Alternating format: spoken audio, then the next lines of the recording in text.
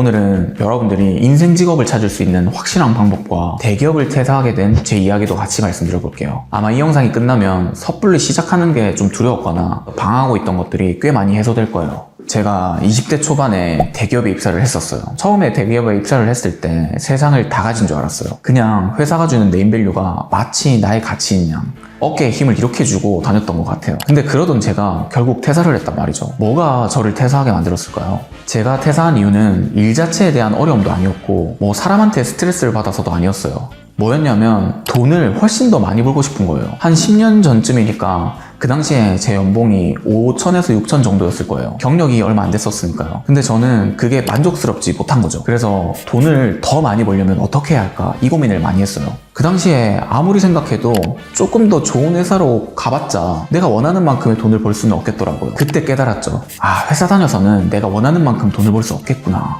이걸 안 깨달았어야 되는데 어쩌겠어요. 그래서 막 사업을 배우기 시작했어요. 뭐 온라인 쇼핑몰도 해보고 지금처럼 강의파리가 있지도 않은 시절에 그걸 맨땅에서 했어요. 하다 보니까 이제 월 매출이 회사 연봉을 넘어가던 시점이 오더라고요. 그래서 아, 역시 이거였네 하고 과감하게 퇴사를 결정한 거죠. 그때는 몰랐죠, 뒤에 벌어질 일들을.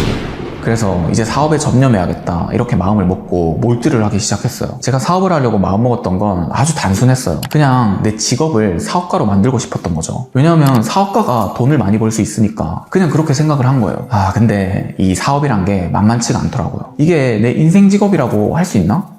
이걸 내가 평생 할 수 있을까? 이런 질문에서 여전히 벗어나지 못하고 있더라고요. 제가 회사를 다닐 때는 그 질문의 답이 돈을 많이 벌면 된다였어요. 근데 사업하면서 돈을 벌어도 그 질문이 여전히 남아 있었던 거죠. 대체 뭘까? 난 진짜로 원하는 게 뭐지? 이게 그때서야 내가 원하는 진짜가 뭔지 고민하게 된 거죠. 아마 이런 과정은 누구나 찾아올 거예요. 그 시기의 차이만 있을 뿐 각자의 형태로 비슷한 질문이 찾아올 거예요. 회사를 다닐 때는 돈 많이 버는 직업이 뭘까? 라는 질문으로 사업가라는 직업을 선택했었고 사업을 하면서는 대체 뭘로 오랫동안 돈을 벌 수 있을까로 바뀐 거죠. 이제는 어떤 직업을 선택할까가 아니라 내가 무엇을 할까로 바뀌게 된 거예요. 돈이라는 목적에서 오랫동안이라는 지속의 개념이 들어가니까 완전히 개념이 달라졌던 거죠. 그때 생각을 했어요. 아, 직업이란 건 되게 허상이구나. 내가 하는 일을 명사화해서 일컫는 직이란 글자와 어떤 일을 하는지 동사화하는 단어인 업이란 글자, 둘 중에 진짜 중요한 건 업이구나. 어떤 직업을 선택할지가 중요한 게 아니라 어떤 일을 하면서 살아갈지가 중요하구나. 이런 걸 깨달은 거죠. 우리는 어려서부터 번듯한 직을 획득하는 것이 곧 성공적인 삶을 완성하는 거라고 배워왔어요. 명문대 나오고 스펙 쌓아서 대기업 가거나 안정적인 공공기관 취직하는 거. 번듯한 소속은 이 험난한 자본주의 사회에서 나를 보호해주는 가장 확실한 방패이자 타인에게 내 쓸모를 단번에 증명하는 효율적인 신분증이기 때문이죠. 근데 나이가 들고 경험이 풍부해질수록 이런 세속적인 것들이 일상의 감각 앞에 무너지더라고요. 치열한 경쟁을 뚫고 남들이 부러워하는 안정적인 직장에 들어갔음에도 불구하고 우울감에 시달리는 사람들이 넘쳐나요. 과거의 저처럼 책상에 앉아서 이 일을 20년, 30년 할 수 있을까? 이런 고민에 확실하게 긍정하지 못하고 답답함을 느끼는 사람도 넘쳐나죠. 회사의 간판과 연봉이라는 일종의 직을 손에 쥐어도 삶이 피곤하고 공허해지는 이유는 그 간판과 껍데기가 우리를 계속 나아가게 만드는 업을 설명해주지 못하기 때문이에요. 직은 예를 들면 삼성전자 다니는 연구원, 7급 공무원 이런 타이틀을 말하죠. 반면에 업은 복잡한 데이터를 구조화하는 일, 낯선 사람을 설득해서 협의점을 도출하는 일, 글을 통해서 메시지를 전하는 일, 지금 저처럼 이렇게 말을 통해서 메시지를 전달하는 일. 업이란 건 구체적인 행위를 말하죠. 우리가 최소 하루에 8시간 이상 인생의 3분의 1을 바쳐야 하는 대상은 회사라는 간판이 아니라 내가 실제로 해야 하는 행위에 있어요. 아무리 화려한 직을 가졌어도 그 안에서 매일 수행해야 하는 업이 내 본성에 맞지 않으면 삶은 천천히 소진될 수밖에 없을 거예요. 물론 참아는 내겠지만 그것이 행복하다고 말할 수는 없겠죠. 이 직이란 건 회사에 의해서 언제나 회수되거나 시대 변화에 따라서 소멸할 수 있어요. 하지만 내 몸에 새겨진 진정한 업은 내가 평생 짊어지고 가야 할 확실한 무기가 되죠. 왜냐? 나만의 업이란 건 애초에 고유한 것이기 때문이죠. 직과 업을 분리하지 않고 어디에 소속될 것인가만 쫓으면 평생 인생 직업을 찾기는 어려울 거예요. 글로벌 리서치 기업 갤럽의 창시자이자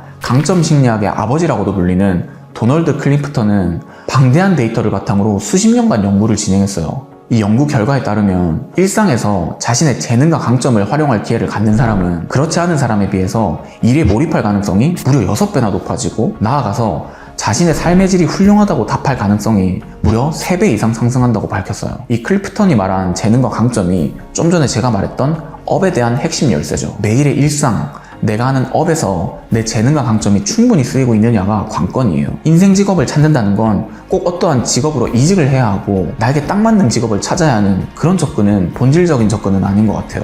오히려 지금 하고 있는 커리어를 어떻게 더 잘 살리고 경우에 따라서는 확신 있게 직장을 옮길 수도 있고 내가 하는 일의 업무 방식을 내 강점에 맞게 더 잘 활용해서 지금의 일을 좀 더 좋아할 수 있게 되는 과정이 인생 직업을 찾는 가장 본질적인 접근이 아닐까 생각을 합니다. 그럼 이 질문이 자연스럽게 좀 따라오죠. 나만의 업은 어떻게 찾나? 앞에서 업의 핵심은 내가 가진 고유한 재능이나 강점이라고 했잖아요. 그 말은 결국엔 자기 이해가 필요하다는 말이겠죠. 이런 말을 들으면 내가 좋아하는 게 뭐지? 이런 고민을 하게 되잖아요. 우리가 이런 자기 탐색을 할 때에도 무의식적으로 일종의 명사를 떠올려요.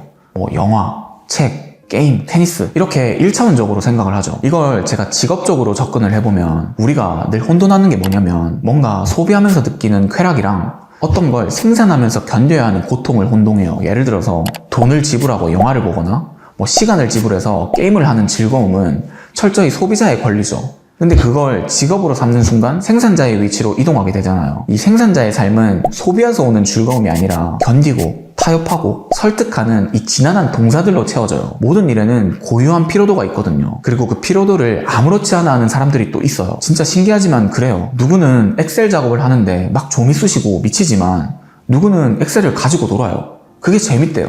내 신경망이 거부감 없이 받아들일 수 있는 고통의 종류를 파악하는 작업이에요. 우리의 뇌는 이미 어떤 건 에너지가 쓰이고 어떤 건 오히려 에너지가 충전되도록 신경망이 설계되어 있어요. 이런 건 단순히 직관이나 기분이 아니거든요.